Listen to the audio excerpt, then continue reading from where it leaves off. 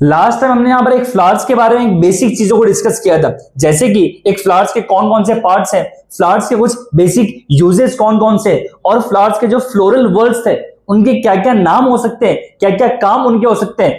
यदि एक common case की अगर बात करें तो फ्लावर्स के फ्लोरल वर्ड्स के बारे में डिटेल में क्लास 11th के मॉर्फोलॉजी के यहाँ हम डिस्कस कर चुके हैं। लेकिन अब सवाल हमारा यह आता है कि वो फ्लावरिंग प्लांट्स अपनी एक्चुअल में जनरेशंस को बढ़ाते हैं कैसे, कौन कौन से इवेंट्स या इवेंट्स उन्हें यहाँ पर गुजरना पड़ सकता है। तो इस वीडियो के माध्यम से आज यहाँ पर हम कौन कौन से इवेंट्स उनके पास होंगे ये डिस्कस करने की कोशिश करेंगे। इस एक वीडियो से खैर पूरे इवेंट्स को डिस्कस करना पॉसिबल नहीं, बहुत ज्यादा लॉन्ग वीडियो बनेगा यहाँ पर, इसीलिए हम इन इवेंट्स को स्टेप बाय स्टेप करते हुए एक एक करके बेसिक लेवल से अल्टीमेट लेवल तक पूरा समझने की कोशिश करेंगे। यहाँ पर चलिए, हेडिंग हमारे पास दे रखा है इवेंट्स ऑफ सेक्सुअल रिप्रोडक्शन। हमने यहाँ पर किसी भी तरीके से फ्लावर्स की या फ्लावरिंग प्लांट्स की बात नहीं की, ये सारे के सारे सेक्सुअली रिप्रोड्यूसिंग ऑर्गेनिजम्स के अंदर 3 इवेंट्स नजर आएंगे ही आएंगे। हम जब इस बायोलॉजी का सेकंड चैप्टर शुरुआत करेंगे ह्यूमन रिप्रोडक्शन, वहां पर भी यही 3 इवेंट्स हमें वापस नजर आएंगे। कहना क्या चाहता है इसको समझ लेते हैं। पहली सी कंडीशन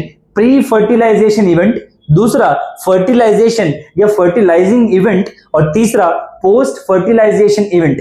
इन तीनों के तीनों इवेंट्स के अंदर एक चीज कॉमन थी, वो है फर्टिलाइजेशन। यानी कि जब तक ये फर्टिलाइजेशन वर्ड नहीं समझे तो इसके पहले और बाद वाले कौन कौन से इवेंट्स हैं उनको डिस्कस करना फिजूल होगा यहाँ पर। तो आइए पहले यहाँ पर हम एक फर्टिलाइजेशन वर्ड क्या होता है ये समझने की कोशिश करें। सबसे मेन चीज यहाँ पर सेक्सुअल रिप्रोडक्शन क्या होता है, ये हमने इस वीडियो के पहले पार्ट में कहने के डिस्कस किया था कि सेक्सुअल ऑर्गेनिजम्स या रिप्रोडक्शन तभी कहलाया जाएगा जब उस रिप्रोडक्शन के अंदर गैमेट्स का इन्वॉल्वमेंट होगा। अब हम जानते हैं यहाँ पर कि अगर हम ह्यूमंस के पर्सपेक्टिव से बात करें तो मेल गैमेट्स को हम स्पर्म कहते हैं और फीमेल गैमेट को एग या ओवम कहा जाता है। यानी कि अगर देखा जाए तो स्पर्म और एग दोनों के दोनों आपस में फ्यूज होंगे। इन दोनों गैमेट्स के फ्यूजन के बाद जो नया सेल बनेगा, इन दोनों गैमेट्स का फ्यूज होना ही तो क्या कहलाता है यहाँ पर फर्टिलाइजेशन। तो अब हमारा सवाल यह आता है कि दोनों गैमेट्स को फ्यूज होने से पहले कौन कौन से इवेंट से गुजरना पड़ा और दोनों गैमेट्स फ्यूज होने के बाद भी क्या क्या इवेंट्स चलेगा। इसीलिए हमने यहाँ पर 3 इवेंट्स की बात की। फर्टिलाइजेशन से पहले प्री फर्टिलाइजेशन, फिर होगा दोनों गैमेट्स का फ्यूजन यानी कि फर्टिलाइजेशन, और इसके बाद में कौन कौन से इवेंट्स चलेंगे उसे पोस्ट फर्टिलाइजेशन इवेंट के नाम से यहाँ पर कहा जाता है। तो उम्मीद है कि शायद अभी तक इन इवेंट्स का नाम क्लियर हो चुका होगा। वापस कह रहे हैं, फर्टिलाइजेशन का मतलब मेल गैमेट फीमेल गैमेट आपस में फ्यूज होंगे, इस इवेंट को यहां पर क्या कहते हैं फर्टिलाइजेशन। और गैमेट्स को फ्यूज होने से पहले कई तरह के इवेंट से गुजरना पड़ेगा। तो फर्टिलाइज से पहले वाला प्री फर्टिलाइज, फर्टिलाइज के बाद वाला पोस्ट फर्टिलाइजेशन। चलिए तो खैर हम एक एक करके इवेंट्स की बात करेंगे। पहला इवेंट दे रखा है प्री फर्टिलाइजेशन, और शायद इसका स्टेटमेंट आप पढ़ते ही समझ जाओगे, events taking place prior to fertilization. Prior यानी पहले, फर्टिलाइजेशन से पहले उन सारे के सारे इवेंट्स को एक साथ मिलाकर क्या कहा जाता है यहाँ पर सिंपली प्री फर्टिलाइजेशन इवेंट के नाम से। यदि देखा जाए तो इस प्री फर्टिलाइजेशन इवेंट के अंदर छोटे छोटे कौन कौन से इवेंट इन्वॉल्व है, 2 इन्वॉल्व है। एक है गैमेटोजेनेसिस और दूसरा पॉलिनेशन। गैमेटोजेनेसिस जैसे कि नाम से समझ में आ रहा होगा गैमेट फॉर्मेशन, और दूसरा पॉलिनेशन जिसका सिंपल सा मतलब है पॉलन ग्रेन्स का ट्रांसफर होना। अभी भी शायद कई लोगों को डाउट आएगा यहाँ पर कि पॉलन ग्रेन्स कौन नया आ गया यहाँ पर, मे भी शायद आप में से मेजर लोगों को पता होगा।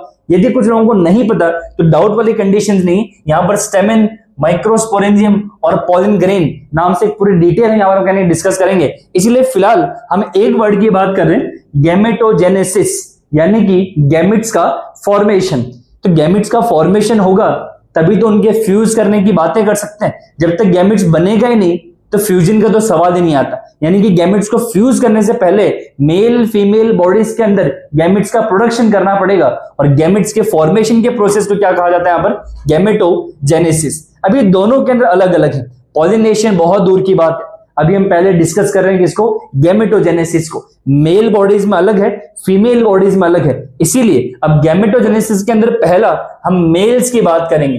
3 नाम दे रखा है, स्टेमेन, माइक्रोस्पोरेंजियम और तीसरा हमें यहां पर गिवन है पॉलन ग्रेन्स।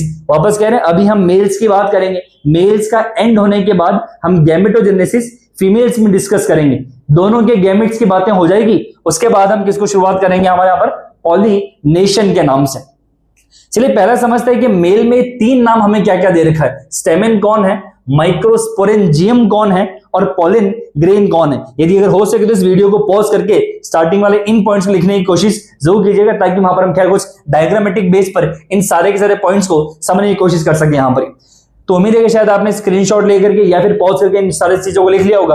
अब इन सारे के सारे चीजों को, स्टेमेन कौन है, माइक्रोस्पोरेंजियम कौन है और पोलन ग्रेन्स कौन है, हम इन सारे के सारे वर्ड्स को समझने की कोशिश कर रहे हैं।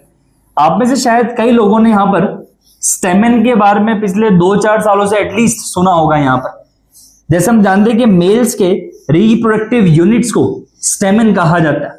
ब्रैकेट में एक और नाम गिवन है वहां पर एंड्रोशियम के नाम से। सवाल है कि इन दोनों वर्ड्स के अंदर क्या फर्क है। फिर स्टेमेन एक यूनिट है, मल्टीपल स्टेमेन्स मिलकर एक जो मेल्स का पूरा स्ट्रक्चर बनाएंगे उसे एंड्रोशियम कहा जाता है। और सिंपल भाषा में समझें तो सिंगुलर स्टेमेन है और प्लूरल एंड्रोशियम के नाम से क्या यहां पर हम कह सकते हैं।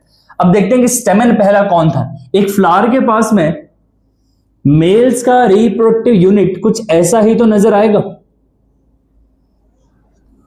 इस पूरे की पूरे स्ट्रक्चर को यहां पर स्टेमेन कहा जाता है।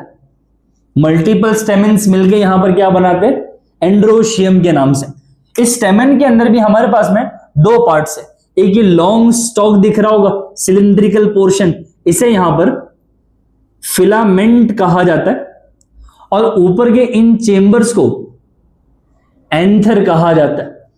तो पहला पॉइंट क्या लिखा है वो देख लेते हैं। यहां पर सबसे पहली कंडीशन स्टेमेन, और हमने मेंशन किया हुआ androecium is a male reproductive unit consisting of a long stalk called as filament and bilobed structure। bilobe का मतलब 2 लोब का एक स्ट्रक्चर मिलेगा। यहां पर 2 लोब्स मौजूद है, 1 और 2। इस 2 लोब के स्ट्रक्चर को हम क्या नाम देते हैं, हमारे यहां पर एंथर के नाम से यहां पर कहा जाता है। तो उम्मीद है कि शायद पहला पॉइंट क्लियर हो चुका होगा। अब सेकंड यहां पर लिखना चाह रहा है, each anther contains 2 थेका that is total of 4 थेका in anther. कह रहा है कि ईच बाइलोब या फिर ईच लोब कंडीशंस की यहां पर बात की जा रही है। ईच लोब की बात करें तो एक लोब के अंदर 2 थेका मौजूद हैं। अब ये कौन है ये भी समझते हैं डायग्रामेटिक बेस पर। स्टेमेन तो हम समझ गए। यदि इसके मैं एंथर की बात करूं तो एंथर हमारे पास में बाइलोब कंडीशन था। अब यदि सिर्फ इस एक लोब की बात करें तो इस एक लोब के अंदर हमारे पास में टोटल 2 चेंबर्स मिलते हैं। ऐसा नहीं होता, इसको हम समझने के हिसाब से करें, लास्ट में डिटेल में पूरा डायग्राम बनाएंगे।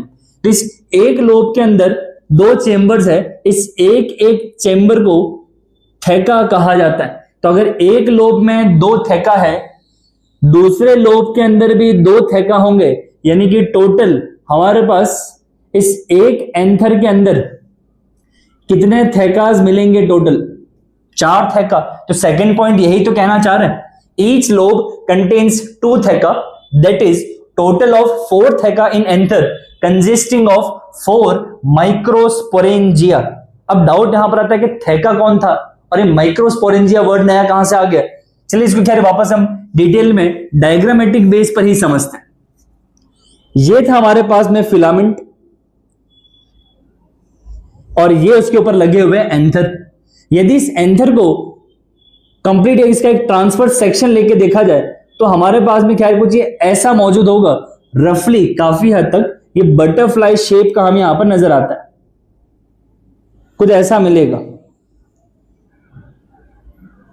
यदि यहां पर देखा जाए तो एक लोब और दूसरा लोब, इस पूरे के पूरे लोब के अंदर हमें 4 कर्व दिख रहे होंगे, आउटलाइन दिख रही होगी यहां पर। जैसे कि एक ये मौजूद है, चेंबर के तौर पर काम कर रहा है।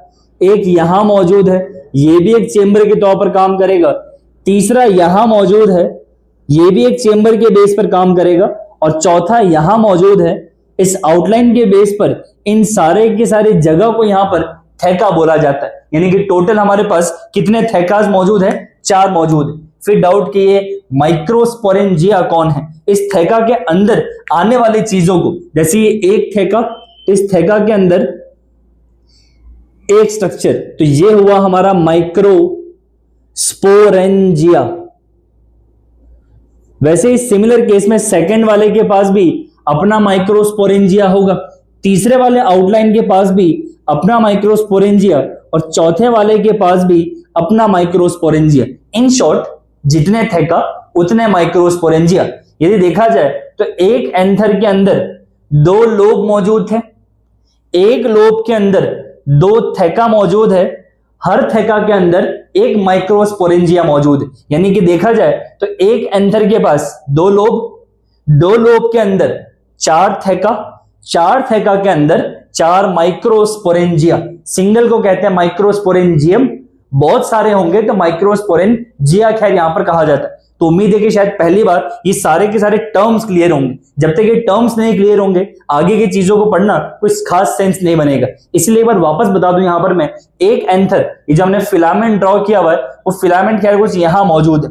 इस फिलामेंट के ऊपर हमारे पास एंथर तो एक ही है, एक एंथर के अंदर हमारे पास में 2 लोब्स मौजूद हैं, एक लोब के अंदर 2 थेका मौजूद है, टोटल हमारे पास में 4 थेका मौजूद है। और हर थेका के अंदर एक चेंबर, एक थेका के अंदर एक चेंबर, थेका के अंदर एक चेंबर और थेका के अंदर एक चेंबर, यानी कि टोटल 4 थेका तो 4 चेंबर। और उन थेका के अंदर के चेंबर को हम क्या कहते हैं यहां पर, माइक्रोस्पोरेंजियम एक को, और एक से ज्यादा तो माइक्रोस्पोरेंजिया सिंगुलर और प्लूरल के बेस पर। अब यहां तक शायद ये सारे वर्ड्स क्लियर हो चुके कि स्टेमन मेल पार्ट होगा, यहां पर फिलामेंट एंथर कंसिस्ट करेगा, एक लोब के पास में 2 थेका, टोटल 4 थेका, 4 माइक्रोस्पोरेंजियम। अब यहां पर ये कहना क्या चाहता है, हम एक एक की बात कर रहे हैं, सिर्फ इतने से की हम इसी को स्टडी कर रहे हैं। जो स्ट्रक्चर इसका होगा वही तो स्ट्रक्चर यहां, यहां और यहां मौजूद होगा। इस एक चेंबर को माइक्रोस्पोरेंजियम कहते हैं। माइक्रोस्पोरेंजियम, माइक्रोस्पोरेंजियम, माइक्रोस्पोरेंजियम और माइक्रोस्पोरेंजियम सभी को मिलाकर माइक्रोस्पोरेंजिया सिंगुलर और प्लूरल के बेस पर। अब हमारी कहानी यहां पर आती है कि एक माइक्रोस्पोरेंजियम कैसा होता है। ये सारे स्ट्रक्चर्स ड्रॉ नहीं करने, जो एक मेन स्ट्रक्चर आएगा खैर यहां पर हम डिस्कस करेंगे। अभी तक ये तो सिर्फ वर्ड्स को समझने के लिए हमने एक डायग्राम यहां पे खैर ड्रॉ किया था। अब सवाल आता है कि सिंगल माइक्रोस्पोरेंजियम कैसा होता है, उनमें कौन कौन सी चीजें मौजूद है। यदि एक रफली देखा जाए तो वापस वही कंडीशन, हमारे पास एक एंथर रफली कौन से शेप का होता है, बटरफ्लाई शेप का होगा, जिसके अंदर टोटल 4 आउटलाइन दिखेंगे जिसे थेका, इन सभी के अंदर 4 चेंबर्स दिखेंगे जिसे माइक्रोस्पोरेंजियम कहा जाता है। यहां तक शायद सभी को क्लियर होगा। अब हम देख रहे हैं कि एक माइक्रोस्पोरेंजियम कैसा होता है। तो हम एक काम करते हैं, इतने से पोर्शन को, ये वाला पोर्शन हम जूम आउट कर रहे हैं, वो भी आधा ही करेंगे, पूरा नहीं। जो कहानी आधे की होगी वही कहानी पूरे की होगी यहां पर। बट फिलहाल हम समझ रहे हैं कि इस एक माइक्रोस्पोरेंजियम को थेका के समेत हम बाहर लिखने या ड्रॉ करने की कोशिश करेंगे। पहली कंडीशन, सबसे बाहर की लेयर है जो हॉरिजॉन्टल सेल्स का बना होता है। एक लेयर होगी सिंपल, एक सिंगल लेयर दिखेगी हमें हॉरिजॉन्टल सेल्स के अरेंजमेंट के अकॉर्डिंग। इस हॉरिजॉन्टल सेल्स के लेयर को यहां पर एपिडर्मिस कहा जाता है। स्टेटमेंट पढ़ेंगे इसके बाद हम क्या लिखा। Epidermis single layer of cell, लेकिन सेल्स भी कैसे, हॉरिजॉन्टल सेल्स है, और ये माइक्रोस्पोरेंजियम का आउटर मोस्ट लेयर है। आउटर मोस्ट यानी सबसे बाहरी लेयर हमारी कौन सी है, एपिडर्मिस। उसके बाद दूसरी लेयर है जिसे एंडोथेशियम कहते हैं। ये भी अगेन कैसी है, सिंगल लेयर। फिर बच्चे का डाउट, सर ऊपर भी सिंगल लेयर यहां भी सिंगल लेयर, दोनों के अंदर फर्क कहां पर है। ब्रैकेट के अंदर बकायदा मेंशन किया है, ये हॉरिजॉन्टल लेयर है, जबकि यहां पर सेल्स कैसे अरेंज होंगे, वर्टिकल बेसिस पर अरेंज होंगे। तो कुछ ऐसा नजर आएंगे हमें, ये सारे के सारे वर्टिकल बेस पर हमारे सेल्स अरेंज होंगे। इस सेकेंड लेयर को यहां पर हम एंडोथेशियम के नाम से कहते हैं। तो अभी तक खैर हमने यहां पर सिर्फ 2 लेयर्स की बात की, कौन कौन सी, आउटर मोस्ट लेयर जिसे एपिडर्मिस कहते हैं, और एपिडर्मिस के अंदर जो सेकेंड लेयर हमें मिलेगी उस सेकेंड लेयर का नेम है हमारे पास में एंडोथेशियम। तो उम्मीद है कि शायद अभी तक यहां पर ये 2 वर्ड्स या 2 लेयर्स कौन सी है ये समझ में आ चुका होगा। तीसरी लेयर हमारे पास में आती है जिसका नाम है मिडल लेयर। अब मिडल लेयर कैसी है, कहां मौजूद है, ये भी देख लेते हैं। लेयर्स ऑफ सेल्स तो है, लेकिन कितनी मौजूद है, किसी किसी में 1, मैक्स टू मैक्स किसी किसी में 3 हो सकती। तो एपिडर्मिस, एंडोथीशियम, इसके नीचे हॉरिजॉन्टल बेस पर ही है। अब कुछ खैर यहां पर चेंजेस नहीं है वैसे। तो नोट के अंदर या फिर स्टेटमेंट के अंदर लिखा हुआ कि 1 से 3 हो सकते हैं। फिलहाल हम सिर्फ 2 लेयर्स यहां पे शो कर रहे हैं। होने को किसी किसी में 1 भी हो सकता है और किसी किसी में मैक्स टू मैक्स से 3 तक भी जा सकता है, बट फिलहाल हमने यहां पर 2 लेयर्स को शो किया हुआ है। ये दोनों के दोनों लेयर्स हमारे यहां पर क्या कहलाती है? मिडल लेयर के नाम से। तो ये तो हो गया हमारे माइक्रोस्पोरेंजियम की तीसरी लेयर। चौथा और इनर मोस्ट लेयर हमारे पास में दे रखा है कौन सा? टपेटम। इस मिडल लेयर के जस्ट बाद हमारे पास में एक और लेयर होगी। इस सिंगल लेयर को यहां पर टपेटम कहते हैं। सवाल है फिर बाकी लेयर्स में और इन लेयर्स में क्या फर्क है? बाकी सारे के सारे सेल्स यूनिन्यूक्लिएटेड थे। यूनिन्यूक्लिएट का मतलब हर एक सेल के पास में एक एक न्यूक्लियस ही मौजूद था। लेकिन जब टपेटम की यहां पर बात करें तो टपेटम यूनिन्यूक्लिएट नहीं है। यूनि नहीं है मतलब एक से ज्यादा होगा, और एक से ज्यादा है मतलब वो मल्टी न्यूक्लिएट कंडीशन में आता है। मल्टी न्यूक्लिएट का मतलब जिसके पास में एक नहीं एक से ज्यादा न्यूक्लियस मौजूद हो। डायग्राम को ढंग से नोटिस कीजिए। हमने यहां पर जो लास्ट वाली लेयर ड्रॉ की उसके एक एक सेल में किसी में 2 किसी में 3 ऐसे न्यूक्लियस को शो किया हुआ है। ये मल्टी न्यूक्लिएट कंडीशन को शो करता है। इस इनर मोस्ट लेयर को यहां पर हम टपेटम कहते हैं।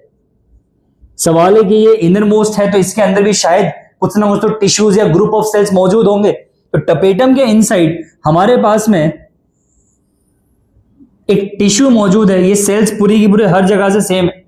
वापस कह रहे हैं हमने एक छोटा सा सेक्शन ड्रॉ किया हुआ है। सिर्फ इतने से सेक्शन की हम बात कर रहे हैं। जो सेक्शन इतना सा होगा वही सेक्शन तो हर जगह से सेम होगा, इसलिए हमने एक छोटा सा सेक्शन ड्रॉ किया है। Outer most epidermis, second layer endothecium, third layer middle layer and fourth inner most जिसे टपेटम कहते हैं। टपेटम के अंदर की तरफ हमारे पास में एक टिश्यू मौजूद है। इस टिश्यू को यहां पर स्पोरोजीनस टिश्यू कहा जाता है। और इस स्पोरोजीनस टिश्यू, अब टिश्यू है मतलब ग्रुप ऑफ सेल होगा। इस ग्रुप ऑफ टिश्यू अपने सेल्स के अंदर यानी कि स्पोरोजीनस टिश्यूज के अंदर हमारे पास बहुत सारे सेल्स मौजूद हैं। हम जानते हैं यहां पर कि बहुत सारे सेल्स आपस में कंबाइन होकर के क्या बनाते हैं? टिश्यूज बनाते हैं। तो स्पोरोजीनस टिश्यूज के अंदर हमारे पास यहां बहुत सारे सेल्स मौजूद हैं और इस एक एक सेल को हम PMC के नाम से जानते हैं, यानी पोलन मदर सेल के नाम से। इस पूरे कहानी के अंदर पोलन टर्म पहली बार आ चुका। ये पोलन मदर सेल है, मतलब एक ऐसा सेल जो आगे जाकर किसके फॉर्मेशन में हेल्प करेगा? Pollen grains. अभी तक हमने पोलन ग्रेन्स की बात ही नहीं की। पोलन ग्रेन्स बनेंगे तो किसी से तो बनते होंगे, तो पोलन ग्रेन्स जिस सेल से बनते उस सेल का हमारा नेम क्या है यहां पर? पोलन मदर सेल के नाम से। तो खैर ये अभी तक हमारे पूरे माइक्रोस्पोरेंजियम की कहानी थी। कैसी थी एक बार वापस डिस्कस कर लेते हैं। हमारे पास एक जनरल कंडीशन में देखा जाए तो हमारे इस एक स्टेमन के पास टोटल 2 पार्ट्स होते हैं। कौन कौन से? एक होगा हमारे पास में लॉन्ग स्टॉक जिसे फिलामेंट कहते हैं। ऊपर की तरफ 2 चेंबर्स होंगे जिसे मिलाकर हम एंथर के नाम से जानते हैं। हमारे पास एक एंथर है पूरा। इस एक एंथर के अंदर टोटल 2 लोब्स मौजूद है। इस 2 लोब्स को देखें तो एक एक लोब के अंदर 2 चेंबर्स होते हैं या 2 आउटलाइंस होती है थैका के नाम से। टोटल यहां पर 1 2 3 4 थैका। हर थैका के अंदर एक चेंबर। उस एक चेंबर को हम क्या नाम देते हैं? यहां पर माइक्रोस्पोरेंजियम। बहुत सारे होंगे तो माइक्रोस्पोरेंजिया कहा जाता है। तो ये हमारे पास में एक माइक्रोस्पोरेंजियम है। इस एक माइक्रोस्पोरेंजियम का जब ट्रांसफर सेक्शन लेकर के माइक्रोस्कोप में देखा गया तो हमारे पास एक माइक्रोस्पोरेंजियम के पास टोटल 4 लेयर्स नजर आई। कौन कौन सी 4 लेयर वो भी देख लेते हैं। Outer most epidermis, second layer endothecium, third layer middle layer and fourth और इनर मोस्ट लेयर जिसे टपेटम कहा जाता है। एपिडर्मिस और एंडोथीशियम दोनों ही सिंगल लेयर ऑफ सेल है। Epidermis horizontal, endothecium vertical. Middle layer 1 से 3 लेयर तक मौजूद हो सकती है किसी किसी माइक्रोस्पोरेंजियम के अंदर एक, और किसी किसी के अंदर मैक्स टू मैक्स 3 तक वाली कहानी भी यहां पर जा सकती है। और इनर मोस्ट सबसे मेन लेयर हमारी कौन सी है? टपेटम। जो इनर मोस्ट है किसको सराउंड करेगा? वो स्पोरोजिनस टिश्यूज को, और स्पोरोजिनस टिश्यूज के अंदर के एक एक सेल को हम पॉलन मदर सेल के नाम से यहां पर जानते हैं। और टपेटम ही वो लेयर है जो कहीं ना कहीं हमारे उस डेवलपिंग पॉलन ग्रेन्स को नरिश करने में हेल्प करेगा। यहां से एक बहुत मेजर एमसीक्यू या फिलिप्स का एग्जाम में खैर क्वेश्चन बनने की संभावना रहती है कि इस पूरे की पूरे माइक्रोस्पोरेंजियम के अंदर पॉलन ग्रेन्स को नरिश करने वाले सेल्स का या लेयर का नाम क्या है? तो आंसर टपेटम। पूरे के पूरे माइक्रोस्पोरेंजियम के अंदर टपेटम कौन सी लेयर है? फोर्थ या इनरमोस्ट कह लो।